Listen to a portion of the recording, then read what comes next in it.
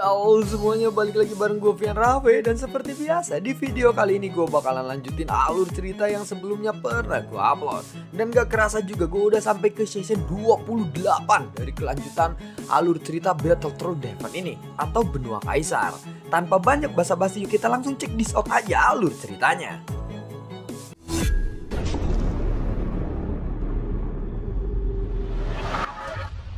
Di episode sebelumnya, Zean dan yang lainnya telah tiba di lantai kelima menara pembantaian atau menara iblis Raja Tianhe. Saat ini di lantai kelima telah tumbuh atau muncul prasasti yang berbeda dari prasasti-prasasti yang lainnya yang ada di sana. Dan itu pastilah prasasti yang memang mengandung skill bertarung Raja Iblis Tianhe yang mungkin skill pamungkas atau skill yang berbeda dari yang lainnya. Banyak sosok yang tadinya sedang duduk bersila ketika mendengar ada sebuah prasasti yang baru saja muncul. Mereka langsung membuka matanya dan mereka segera melihat ke arah prasasti batu emas itu. Masih ada sebagian orang yang tidak percaya bahwa prasasti itu bisa menyerang atau menolak siapapun yang mendekati prasasti itu. Satu demi satu dari mereka tidak percaya pada gosip tersebut, dan mereka pun lalu mencoba satu demi satu mendekati prasasti itu. Namun ternyata memang benar, mereka terpental. Sial, prasasti ini sudah muncul tetapi kita tidak bisa mendekatinya. Mungkinkah kita tidak memiliki cukup pola dalam pil ajaib kita? Semua orang mulai berdiskusi satu sama lainnya. Saat melihat prasasti emas yang jauh di depan mereka, jelas terlihat bahwa itu sudah berada di jangkauan mereka. Namun mereka hanya bisa menatapnya saja, tidak bisa mendekati prasasti itu. Keingintahuan yang besar dari semua orang telah meningkat hingga ke tahap yang ekstrim. Namun tetap saja tidak ada yang bisa mendekati prasasti tersebut. Setelah beberapa saat, hampir semua orang ingin mencobanya lagi. Dan meskipun mereka terus-menerus mencobanya, mereka tetaplah gagal.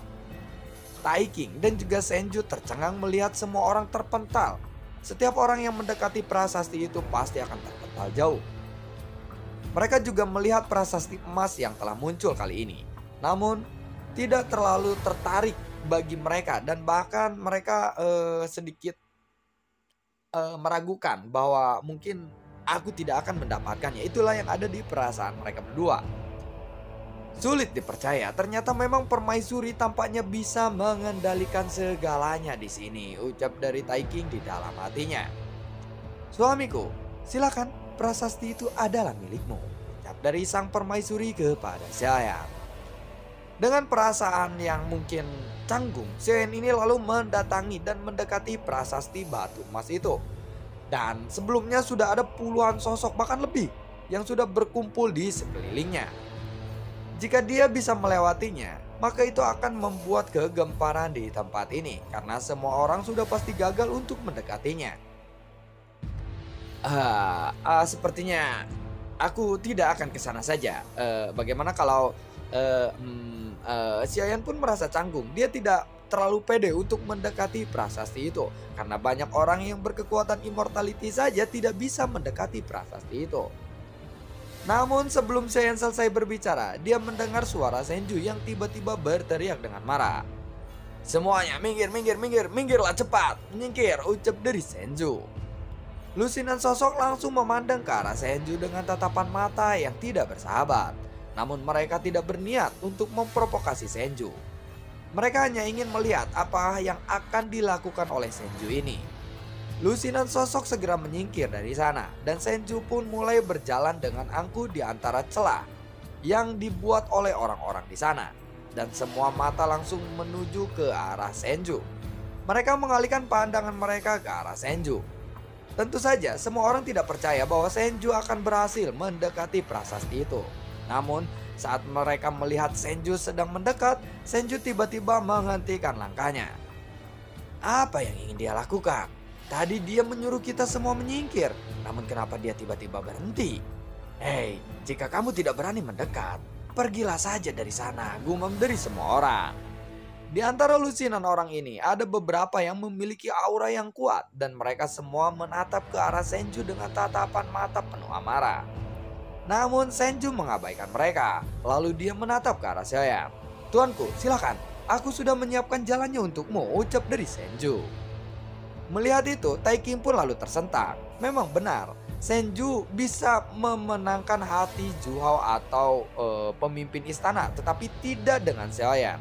Dia selalu seperti orang yang penjilat mungkin ya, selalu ingin terpakai gitu. Karena Senju bisa melakukan pelayanan yang tidak diduga seperti ini kepada Xiaoyan. Xiaoyan pun lalu menghela nafas panjang. Dan kemudian dia sedikit bergerak ke arah depan dengan tatapan semua orang tertuju kepadanya. Setelah melihat Xiaoyan mendekat, semua orang pun kembali mengejek. "Tunggu dulu, dia hanyalah seseorang fighting god." "Mana mungkin dia akan berhasil mendekati prasasti itu," gumam dari orang-orang. Mereka kaget setelah mereka melihat atau yang disebut tuan oleh Senju adalah seseorang fighting god, sedangkan Senju sendiri adalah seseorang immortality tahap ketiga. Xiaoyan lalu berjalan ke arah depan dan berhenti di samping Senju. Di bawah pandangan semua orang, kali ini mungkin dia akan menjadi pusat perhatian. "Senju, lain kali janganlah terlalu menonjolkan diri seperti itu. Sepertinya itu tidak akan baik," ucap dari Xiaoyan kepada Senju. Mata semua orang menjadi lebih curiga. Mereka memandang ke arah Xiaoyan dan juga Senju ini, seolah-olah mereka sedang melihat dua sampai yang so tahu. "Hei, banyak orang di sini yang lebih kuat dariku. Bahkan mereka adalah seseorang immortality.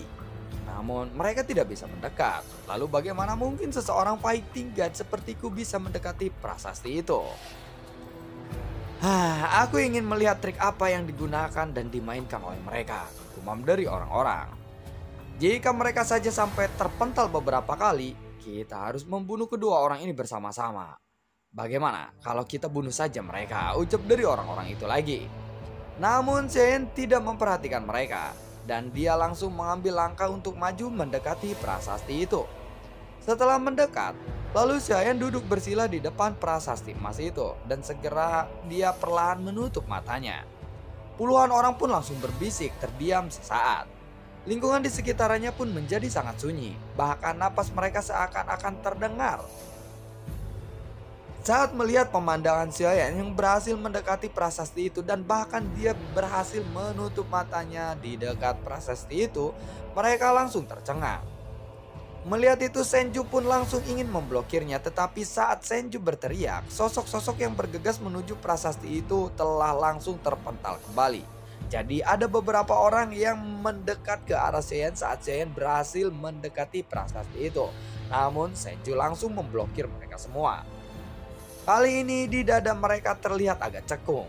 Sepertinya kekuatan pantulan yang disebabkan oleh prasasti itu jauh lebih kuat dari sebelumnya.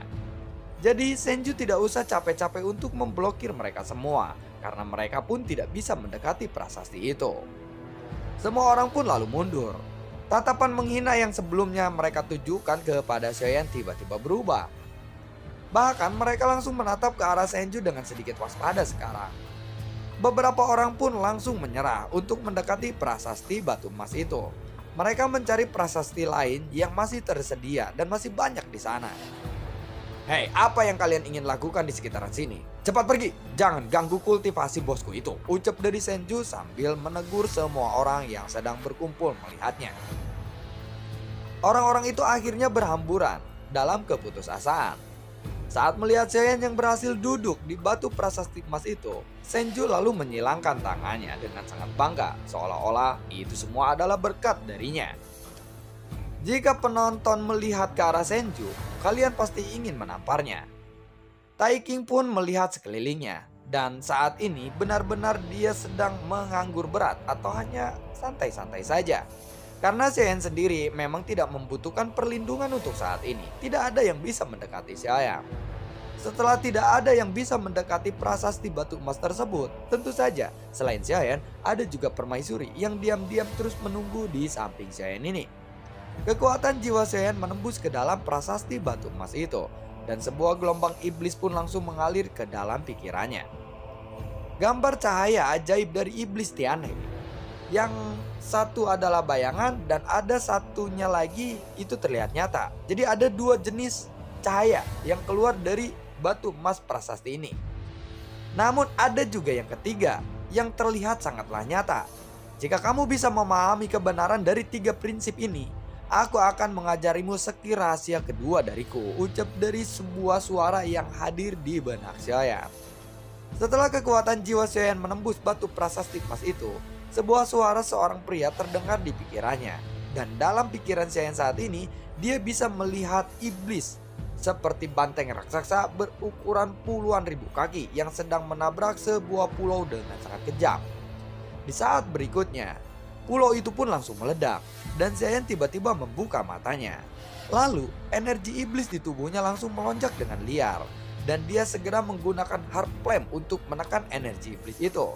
Kemudian, dia berusaha untuk menstabilkan pikirannya kembali. Xiaoyan tidak segera bangun dari kultivasinya, tetapi dia masih menutup matanya lagi. Dia langsung memasuki menara Zinzan Point-nya untuk memahami skill bertarung seperti apa yang baru saja dia lihat. Xiaoyan tentu saja membutuhkan banyak waktu untuk mengecek ini. Namun, waktu yang Xiaoyan miliki saat ini sangatlah singkat. Dan cara tercepat untuk membuat dia mahir dalam segala skill yaitu dia harus menggunakan ruangan pertempuran di Menara Zinzan. Xiaoyan terus duduk di sana selama beberapa hari sebelum akhirnya secara perlahan bisa membuka matanya kembali. Dan dia pun mengembuskan napas panjang. Seolah-olah fenomena cahaya ajaib iblis Tianhe ini telah dipelajari oleh Xiaoyan. Salah satu bayangan dan ada dua sinar seperti nyata. Totalnya ada 3. Ini adalah seolah-olah ini adalah kayak apa ya, pokoknya kayak hologram seperti itu. Dan Xiaoyan sepertinya sudah memahami dari 3 hologram ini. Jadi nggak tahu Xiaoyan telah melakukan apa di ruangan pelatihan Menara Zinzan-nya. Tiba-tiba Xiaoyan sudah membuka matanya, seolah-olah Xiaoyan ini sudah berhasil menguasai skill tadi. Namun sebelumnya Xiaoyan juga telah memasuki Menara Zinzan untuk mengecek skill tingkat apa yang baru saja dia lihat. Gitu ya, kalian paham mungkin ya. Permaisuri tidak merasa terkejut saat ini. Bagaimanapun, Xiaoyan adalah reinkarnasi dari Sang Supreme. Tampaknya tidak mengherankan jika Xiaoyan memiliki pemahaman yang begitu cepat terhadap sebuah skill. Namun ternyata, tanpa Menara Zinzan, Xiaoyan ini tidak bisa memahaminya dengan begitu cepat. Jadi benar, sebelumnya Xiaoyan memang memasuki Menara Zinzan untuk menguji skill itu atau mempraktekkan skill itu. Prasasti batu emas itu pun langsung runtuh dan menghilang setelah Xiaoyan memiliki pemahaman tentang skill yang terdapat dari prasasti itu. Semua orang pun langsung melihat dengan rasa keterkejutan di mata mereka. Hilangnya batu prasasti berarti Xiaoyan telah memahami semua skill yang ada di batu prasasti itu. Namun mereka tidak memiliki peluang yang sama seperti Xiaoyan ini. Saat ini Xiaoyan berdiri secara perlahan. Dia menepuk-nepuk jubahnya dengan acuh tak acuh tanpa mempedulikan tatapan semua orang kepadanya. Baiklah, sepertinya kali ini aku sudah selesai. Ayo kita pergi sekarang, ucap dari Xiaoyan. Namun saat melihat Xiaoyan yang hanya seseorang fighting god yang berhasil merebut prasasti batu emas itu, tentu saja ini menjadi kontroversial dan ada kecemburuan sosial. Seolah-olah mereka seperti dimakan oleh sesuatu pikiran yang sangatlah jahat, yaitu bunuh saja immortal ini, bunuh saja fighting god ini untuk mendapatkan skill yang dia telah pelajari. Itu ada di perasaan semua orang yang menatap ke arah Xiaoyan. Xiaoyan sebenarnya ingin pergi, dan sudah ada beberapa sosok yang langsung menghentikan Xiaoyan kali ini. Mana mungkin aku akan membiarkan seseorang fighting god untuk merampas warisan Raja Iblis Tianhe yang aku incar selama ini, ucap dari sebuah suara dari mereka. Dan ternyata yang berbicara ini adalah seseorang wanita. Namun wanita ini terlihat cukup maskulin. Serahkan warisan itu dengan cara memasukkan segala informasi yang kamu dapatkan ke dalam batu kiok ini. Jika tidak, kamu pasti tidak akan bisa pergi hari ini, ucap dari orang lainnya. Mereka langsung menatap ke arah Xiaoyan dengan tatapan yang tidak ramah. Di mata mereka, Xiaoyan tentu dapat dikalahkan hanya dengan satu gerakan saja. Mereka menganggap bahwa Xiaoyan ini adalah sebuah kesemek yang gampang dihancurkan. Terlebih lagi, mereka merasa menang jumlah. Dan mereka juga dapat memperhatikan atau mereka pasti bisa mengalahkan Senju atau menahan Senju jika Senju terlibat pertarungan dengan mereka saat mereka mengincar Giant. Namun mereka pun sadar akan adanya Taiki yang merupakan seseorang immortality langkah kelima. Namun tetap saja hanya ada satu orang yang punya kekuatan immortality tahap kelima. Dibandingkan dengan mereka, mereka pasti bisa menghentikan seseorang immortality tahap kelima itu. Karena satu orang langkah kelima ini pasti tidak akan dapat untuk melindungi Giant dari ancaman semua orang yang ada di sana. Bagaimana jika aku tetap ingin pergi hari ini? Tanya dari Giant dengan sangat tenang. Jangan berpikir bahwa anak buahmu itu bisa menyelamatkanmu sekarang. Aku tidak peduli dari mana kamu berasal. Aku juga tidak akan memperhatikan orang-orangmu. Tidak ada yang bisa membantumu jika kamu mati di sini sekarang, ucap dari seseorang pria kurus dengan mata yang cekung. Giant lalu memandang pria itu, dan pria itu tiba-tiba melangkah maju. Namun energi iblis di tubuh Giant pun langsung melonjak. Lalu tiba-tiba sebuah bayangan besar muncul di belakang Giant. Saat semua orang melihat bayangan itu, mata mereka menunjukkan keterkejutan. Mereka melihat bahwa bayangan itu sangatlah besar. Dan munculnya bayangan itu mungkin terkait dengan skill yang baru saja didapatkan oleh Giant ini. Nyali semua orang pun langsung menciut ketika mereka melihat bayangan besar itu. Saat bayangan besar itu muncul, pria dan juga orang lain di sana sedikit terkejut. Namun bagaimanapun juga di mata mereka Giant ini hanyalah seseorang fighting god saja. Jadi tidak peduli seberapa kuat skill bertarung yang dimiliki oleh Giant atau ditampilkan Giant ini, seseorang fighting god tetaplah seseorang fighting god pada dasarnya. Dan dia tidak akan menunjukkan kekuatan yang sebenarnya dari skill tersebut. Inilah yang membuat mereka tetap percaya diri untuk bisa membunuh Giant. Tianhe Magic Alt Elephant, teriak dari Giant. Semua orang terkejut ketika mendengar skill itu. Mereka melihat ada bayangan merah yang berbentuk seperti energi iblis di udara. Meskipun penampilannya agak kabur, mereka masih bisa melihat bahwa bayangan raksasa ini adalah bayangan Raja Iblis Tianhe. Bayangan ini mengikuti langkah Giant ke arah depan. Lalu bayangan raksasa ini menghantam salah satu pria dan orang-orang lainnya langsung menghindar. Meskipun tampaknya semua orang telah bersatu untuk melawan Giant kali ini, tetapi ketika situasinya tidak memungkinkan bagi semua orang, orang-orang itu pun tidak akan mengambil tindakan ceroboh kali ini. Karena mereka tahu bahwa itu adalah skill yang legendaris yang didapatkan Giant dari Raja Iblis Tianhe. Setidaknya mereka tidak ingin mengambil tindakan yang mungkin membuat keselamatan mereka itu terancam. Bahkan mereka pasti akan mati jika berurusan dengan Giant kali ini. Jadi kali ini hanya pria yang dipukul oleh Giant saja yang berhasil berurusan dengan Giant. Mereka semua terlihat ketakutan saat Giant menunjukkan skill ini. Aku berasal dari Xuanming, Chaoxing, dan namaku adalah Yu Guan. Meskipun kekuatanku hanya berada di langkah kedua immortality saja, aku tidak mudah untuk dihadapi, ucap dari pria yang bernama Yu Guan itu. Cincin penyimpanan Yu Guan ini berkedip-kedip, dan ada sebuah peti mati berwarna merah muncul di depannya. Lalu Yu Guan pun langsung memukul peti mati merah itu, dan peti mati merah itu pun langsung melesat ke arah Giant. Buar! Energi dari serangan keduanya pun bertabrakan, dan kekuatan immortality melilit peti mati merah itu. Giant saat ini tidak menggunakan klon dewa aslinya. Dia hanya menggunakan kekuatannya sendiri untuk melawan Yu Guan ini. Namun kekuatan ini tentu saja belum bisa dibandingkan dengan kekuatan immortality Yu Guan. Bayangan merah milik Giant pun langsung runtuh dengan cepat, dan semua orang langsung tertawa sini saat melihat itu. Dia benar-benar seseorang fighting god. Aku pikir dia sedang menyembunyikan kekuatan sebenarnya. Tetapi sekarang tampaknya Yu Guan bisa membunuhnya dengan mudah. Aku benar-benar tidak tahu kenapa Raja Iblis Tianhe memilihnya untuk mendapatkan skill rahasia itu. Kenapa dia memberikan warisan semacam itu kepada seseorang fighting god, gumam dari orang-orang. Karena begitu Giant dapat dihancurkan hanya dengan satu serangan Yu Guan saja, mungkin mereka semua akan memiliki kesempatan untuk mendapatkan warisan itu. Jadi mereka mengharapkan Xiaoyan telah dibunuh hanya dengan serangan itu saja.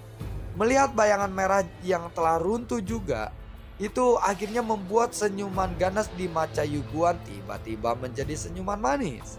Seseorang fighting god tetaplah seseorang fighting god. Tidak peduli warisan apa yang kamu dapatkan, jangan berpikir kamu akan bisa melawan seseorang immortality. Namun sayangnya, sudah terlambat bagimu untuk menyadarinya sekarang. Karena kamu tidak mau menyerahkan warisan itu, maka aku akan membunuhmu dan memeriksa jiwamu untuk mendapatkan skill itu, ucap dari Yuguan. Setelah peti mati merah itu benar-benar menghancurkan bayangan merah milik Xiaoyan, angin kencang pun langsung membawa peti mati merah itu menyapu ke arah Xiaoyan lagi. Wus, buah. Pada saat ini suara ledakan pun lalu menyebar dan peti mati merah itu pun bergegas menuju Xiaoyan tiba-tiba berhenti. Sosok tubuhnya tiba-tiba muncul di depan peti mati merah itu. Dan sosok yang muncul ini tidak lain adalah Senju. Hanya serangan seperti ini saja. Heh, kamu sudah bertingkah sombong di depanku. Memangnya siapa kamu? Ucap dari Senju sambil menghentikan peti mati merah itu. Dan lalu bagaimanakah kelanjutan ceritanya? Akankah Xiaoyan benar-benar dikalahkan oleh Yuguan dan orang-orang di sana saat mendapatkan warisan Raja Iblis Tianhe yang berupa skill ini? Nantikan video gue berikutnya dan semoga sehat selalu untuk kalian semua. Gue juga tidak lupa untuk selalu ucapin terima kasih banyak untuk kalian semua yang sudah mendukung channel ini dari dulu hingga saat ini. Dan gue juga selalu ucapin terima kasih banyak untuk kalian semua yang sudah mensupport channel ini lewat link Saweria di bawah kolom deskripsi. Sampai ketemu lagi di video gue berikutnya. Assalamualaikum dan sampai jumpa. Dadah.